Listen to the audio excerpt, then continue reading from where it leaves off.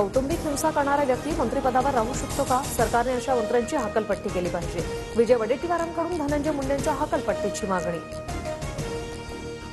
मुख्यमंत्र्यांना कौटुंबिक हिंसाचार करणारा मंत्री मंत्रिमंडळात कसा चालतो? देवेंद्र फडणवीसांनी आता तरी धनंजय मुंडेचा राजीनामा घ्यावा. तृप्ती देसाई यांची मागणी. आमदार सुरेश धसांकडून वाल्मिक कराड आणि विष्णू साठेच्या नार्को टेस्टची मागणी. नार्को टेस्टमध्ये आकाच्या आकाचं नाव आलं तर त्यांचीही नार्को टेस्ट झाली पाहिजे. सुरेश धस यांचं वक्तव्य. महायुतीला शिवाजी महाराज ईव्हीएम मशीन वाटते. सीएसएमटी स्थानकात शिवाजी महाराजांचा पुतळा कधी लावणार? त्यांनी शिवरायांचा पुतळा न लावल्यास आम्ही पुतळा लावणार. उद्धव ठाकरे यांचा इशारा. अजित पवारांचा 4 दिवसांपूर्वी फोन आला होता. उशिरा फोन केला म्हणून अजित पवारांनी दिलगिरी व्यक्त केली. आपण बसून बोलू असं अजित पवार म्हणाले. भुजबळांची माहिती.